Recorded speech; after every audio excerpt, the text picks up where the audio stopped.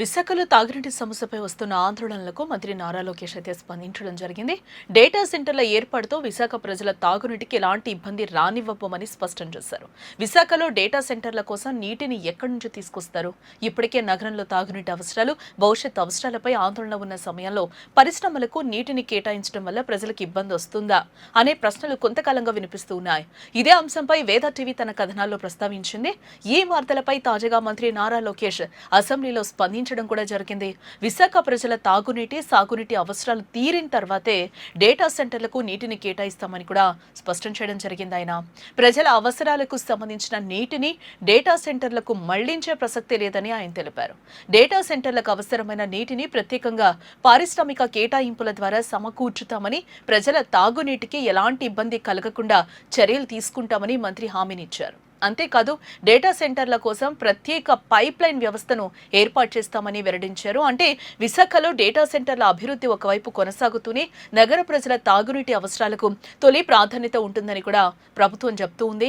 ఇక విశాఖ నగర తాగునీటి అవసరాలను పోలవరం నుంచి గ్రావిటీ ఆధారితంగా అందించే వ్యవస్థను ఏర్పాటు చేస్తున్నామని, అది సుమారుగా 18 నెలల్లో అందుబాటులోకి వస్తుందని లోకేష్ వెల్లడించారు. అంటే ఒకవైపు నగర ప్రజల తాగునీటి అవసరాలు, మరోవైపు పారిశ్రామిక అవసరాలు రెండింటికి ప్రత్యేకంగా నీటి సరఫరా వ్యవస్థను రూపొందిస్తున్నామని కూడా ప్రభుత్వం చెప్తూ ఉంది. అయితే డేటా సెంటర్ల నీటి వినియోగంపై వస్తున్న విమర్శలను లోకేష్ కొట్టిపారేశారు.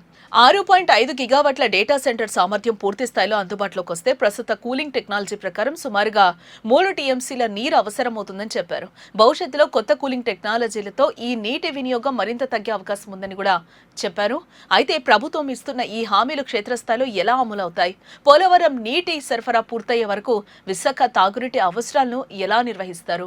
డేటా సెంటర్లతో పాటు పెరుగుతున్న నగర జనాభా, పారిశ్రామిక అవసరాలకు సరిపడా నీటి వనరులు ఎలా సమకూరుస్తారు అనేది ఇప్పుడు కీలకంగా మారిందని చెప్పుకోవచ్చు. ప్రజల తాగునీటి అవసరాలకు ప్రాధాన్యత ఇస్తూనే విశాఖను డేటా సెంటర్ హబ్గా అభివృద్ధి చేస్తామని ప్రభుత్వం చెప్తోంది.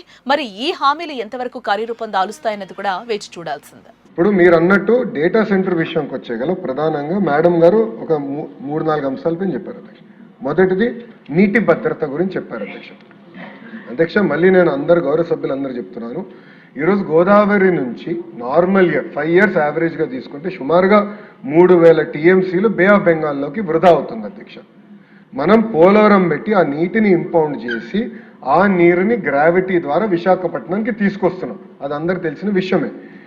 ఈరోజు మనం చేసేది ఏంటంటే మొత్తం data centre eco system mature అయ్యి 6.5 గిగావాట్స్ కెపాసిటీకి వస్తే సుమారుగా 3 TMC based on current technology అవసరం పడుతుంది. మళ్ళీ చెప్తున్నా, కరెంట్ టెక్నాలజీ ఆఫ్ టుడే అధ్యక్ష. నేను స్వయంగా డేటా సెంటర్స్ చూశాను. ఇంటెల్ ఏర్పాటు చేసిన డేటా సెంటర్కి వెళ్ళి చూశాను. అక్కడ మొత్తం ఎయిర్ కూల్ టెక్నాలజీ వాడుతున్నారు, not water cool technology. So technologies కూడా చాలా ఫాస్ట్గా ర్యాపిడ్గా ఎమర్జ్ అవుతున్నాయి. కొత్త టెక్నాలజీలు వస్తున్నాయి. వాటర్ వినియోగం కూడా తగ్గించుకుంటున్నారు. ఎనర్జీ అవసరాలు కూడా తగ్గించే టెక్నాలజీ రోజు వస్తుంది అధ్యక్ష. అది నంబర్ 1. నంబర్ 2, పోలవరం నుంచి వస్తున్న నీరు ప్రత్యేకంగా విశాఖపట్నానికి డెడికేటెడ్ సిటీ కావాల్సిన అవసరం, అంటే ప్రజలకి కావాల్సిన అవసరాలు, అర్బన్ అవసరాలు 1, ఇండస్ట్రీకి కావాల్సిన అవసరాలు 2, 3వది రైతులకు కావాల్సిన అవసరాలు చాలా క్లియర్గా స్పష్టంగా దాంట్లో పొందుపరచడం జరుగుతుంది. ఇండస్ట్రీకి ఇస్తున్న నీరు నుంచే డేటా సెంటర్ నీరు మేము తీసుకుంటాం జరుగుతుంది. అది 2వది.